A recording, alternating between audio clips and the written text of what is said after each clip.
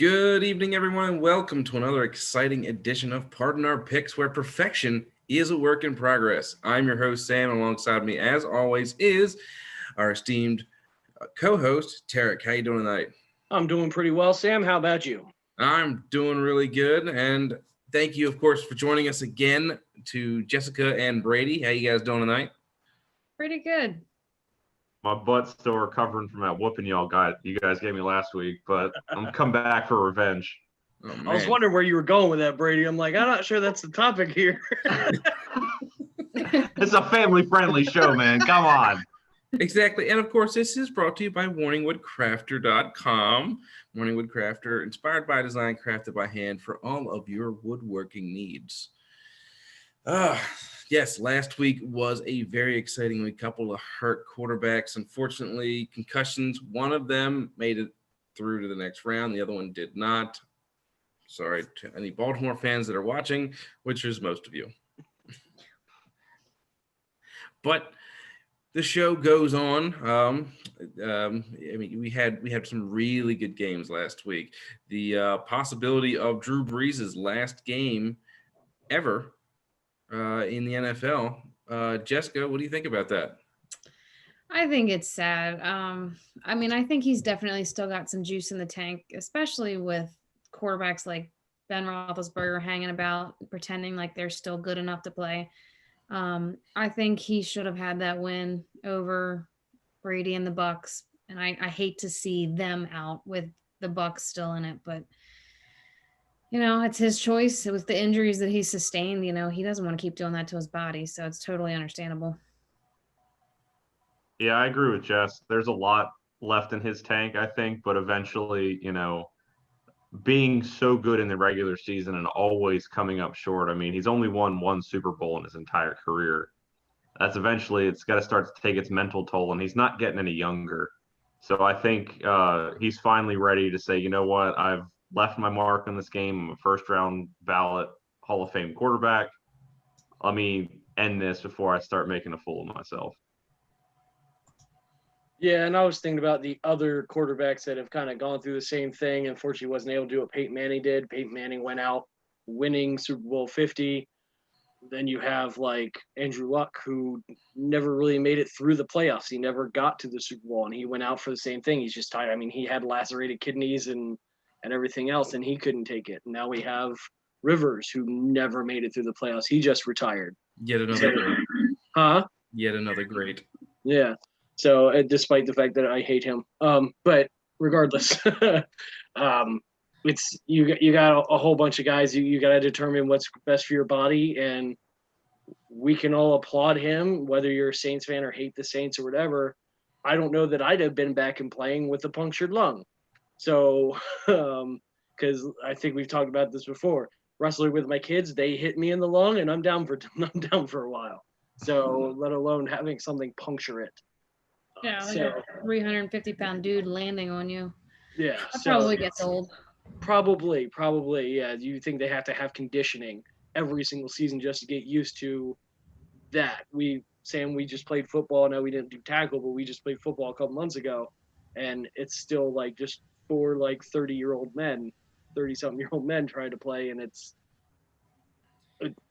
we can barely do it. And they're doing this at a much higher level, a much faster pace. So I don't hold it against him, but First ballot Hall of Famer for sure. Phillip Rivers probably the same, among the better of the quarterbacks from that draft class. Even though he never got a chance to get to the big one, I think his supporting cast was never really good enough to get in there. So unfortunate for him. But Drew Brees did win one, and he beat the Colts in the 2006 Super Bowl, if I'm not mistaken. Yeah, we were over your house. Yes. I think there's going to be a lot of holes to be filled, and the Colts they got a big one to fill. Any thoughts on who they might pick up? Everyone's wondering where Deshaun Watson's going to go. I highly doubt he's going in the same division, though. If he truly wants to stick it to the Titans, he'll hold out to do that. But I still see the Colts looking for their quarterback of the future in the draft, they may try and bring in a veteran. But I really see them trying to trade up, maybe with the Jets at number 2 to really get their pick of the field. That'd probably be your best bet since they don't have any first-round picks, and I'm pretty sure he plays for the Texans, not the Titans. Same But thing. I could be wrong. Hey, one made the playoffs, one didn't. One's It's another horrible. T team in the AFC South. Indeed. And then you have a JC, CJ. Anywho, so yeah, a lot of holes going to be filled. Like I said, Houston had a pretty bad record last year. Let's see how the records have looked so far for us in the playoffs. Nice segue. And would you look at that? Somebody broke out the broom yesterday. Damn. Anyway, I mean, it wasn't a bad week for most people. Unfortunately, Brady a little behind the field there after that incredible week 1 performance. Jessica still one behind the leader, and of course, Tarik and Tommy right behind them. Brady still not out of it. Only one behind Jessica. It just goes to show you that stats may look good on paper, but they don't mean crap when it comes to game time. Games aren't won on paper, unfortunately. You're right. But, it does help us paint a bit of a picture. All right, so let's take a look at what is left. Go back to Jess's old picture on that. Sorry, it looks like her forehead. It's not actually an old picture. That one? No, No, what I mean by old is the one he originally had, because that's the one with your extended forehead. I'm not going to lie. The other picture has a much more extended forehead. This one, That's just my normal forehead. Sorry. Jessica likes to move her head down during pictures, and it makes her forehead go Manning-wise. Thanks. Where you got billboard-size space there. Unfortunately, there wasn't a lot of better pictures to find her in. So, but the video, she looked great in the video. That's all that matters. Yeah. Anyway, so let's take a look at the picture right now.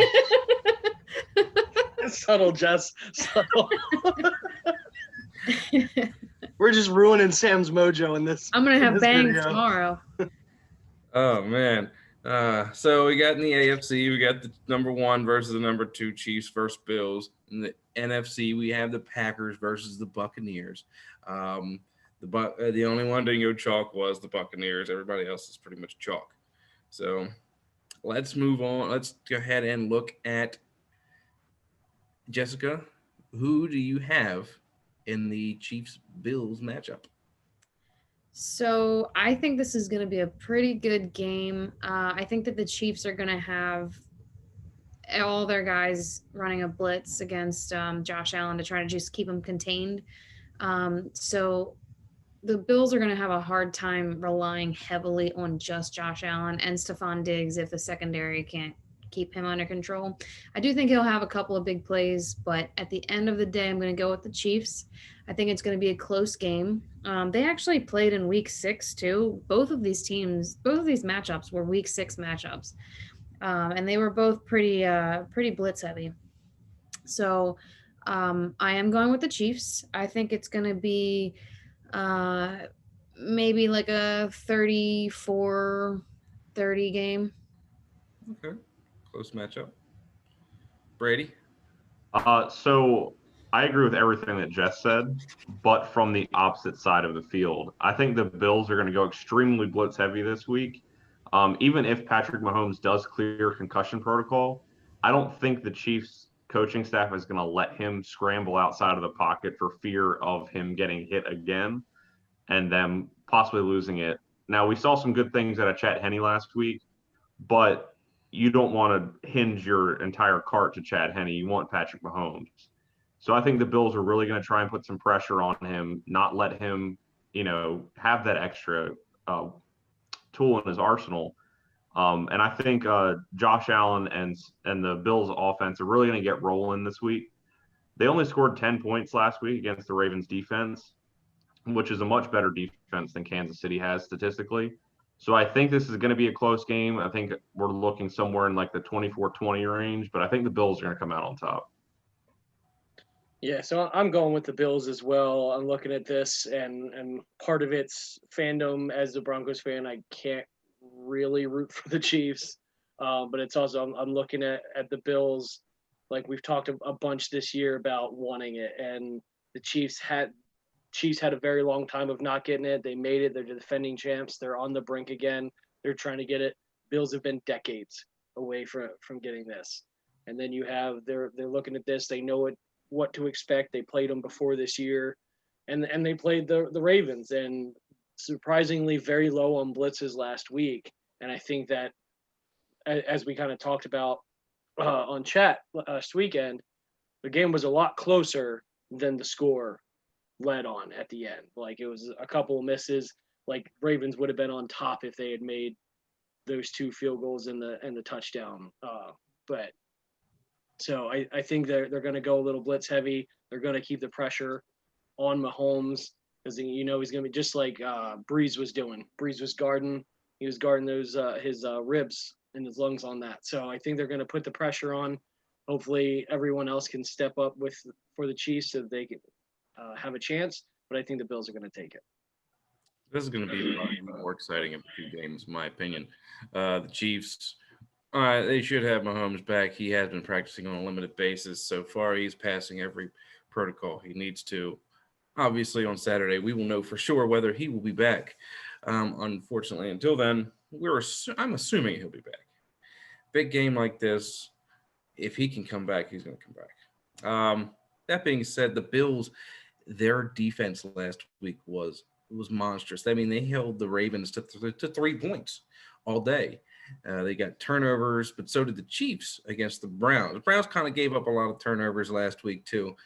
And no, I'm sorry, I'm thinking of the Buccaneers. The Chiefs did pretty good on defense against the Browns. It was okay, but the Bills' defense, they did better. Quite frankly, I think this is what it's going to come down to. Neither team really scored a lot of points last week. I think this is going to be in the 20s for both of them, but I do have the Bills pulling this one out to send them to the Super Bowl. And, of course, our third analyst, Tommy, was unable to make it. He also picked the Bills to move on to the Super Bowl. All right, let's move on to the NFC matchup. Let's start with our QB queen, Jessica. What do you got? So this is another week 6 matchup that's being replayed. This was also a blitz heavy game. Bruce Arians is going to do the same thing he did before with trying to hit them with the blitz as much as possible. But Aaron Rodgers has really recovered from their last matchup where he just fumbled under the blitz and just threw interceptions that were completely uncharacteristic of him. Since then, I think only 1 interception has come from being blitzed and being rushed and just terrible throw. So I think that the Packers are ready for this matchup. I don't think it's even going to be that close of a game. I'm definitely going with Green Bay over this. I think Green Bay is going to use their run game when they can, but they have a great matchup with or a great bond between Rodgers and Devontae Adams that just makes stuff happen. So I think that's going to be the ultimate winner there. I'm going to agree with Jess. I think Green Bay is going to pull this one out. We finally get to see Rodgers versus Tom Brady, the matchup that everyone's been talking about for the last 15 years. And I really think this game is going to live up to the hype. I think we're going to see some amazing throws, some creative offense. But I definitely think both of these defenses are going to be game for this because, as Jess alluded to, they've already played each other once this year. So I have Aaron Rodgers coming out of this, but only because of the fire that they drafted a quarterback to go behind him. And he really wants to kind of show that, like, I've still got a lot left. I'm not going to be a Drew Brees. I'm going to go out on top. So I have this game being somewhere in the 30s for both teams. But I think, as Jess alluded to again, that Green Bay's ability to run the ball consistently is really going to be the difference maker here. All right. Well, Brady stole my point. So, yeah, because I was gonna say like, and I've made this comment a couple of times throughout the year that it's like Aaron Rodgers feels like they're Brett Favreing him. So he knows what it was. He sat there watching, so he knows what their plan is. He's trying to get back. He's got one ring, right? Yes. Yeah, Rodgers has one ring, so he's trying to get a second one. Tom Brady's trying to get a 1,000th one, I think. Um, so, but yeah, it's. I think it comes down to how many pieces you got in place. I think the Packers have more pieces than the Tom Brady's, because they pretty much just have Tom Brady. Uh, but so I think it's going to be a highly offensive game. I don't think the defense is going to come too much into it, but maybe if someone outmaneuvers a little bit, then it'll make the difference. But I'm going with Green Bay. Given that this week 5 matchup between the Packers and the Buccaneers, there was one key ingredient missing from that game. That was Devontae Adams. He was not in that week 6 game. And coincidentally, that was Aaron Rodgers' worst game of the year. They lost. They lost pretty big. He threw a couple of picks, and quite frankly, he could have used Devontae Adams on the field. Probably would have made things a lot easier for him. Jessica was absolutely right. They do have a special bond. It's hard to quantify. Oh, I mean, I can quantify it. Aaron Rodgers has been the best quarterback with the play action in the last 5 years, according to statistics. So Okay, that's him and Devontae Adams, mainly. Jessica breaking out the statistics. All right, and taking. We're not that kind of show, Jess. You don't stealing my bit. It's cool. Given that information, the Buccaneers did have quite a few takeaways against Drew Brees last week. And fortunately, it was not a great game for Drew Brees. Neither quarterback had really over 200 yards passing. But the Buccaneers were up big because of all those turnovers. I think if without those turnovers, that would have been a much different game. And the Saints very well could have won that game.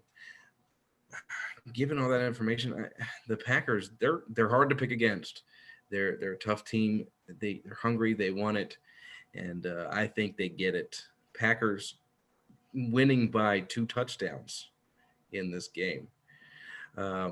Tommy, of course, agrees with all of us. So it was a clean sweep on a pack attack. All right. So I do have one follow-up point to that.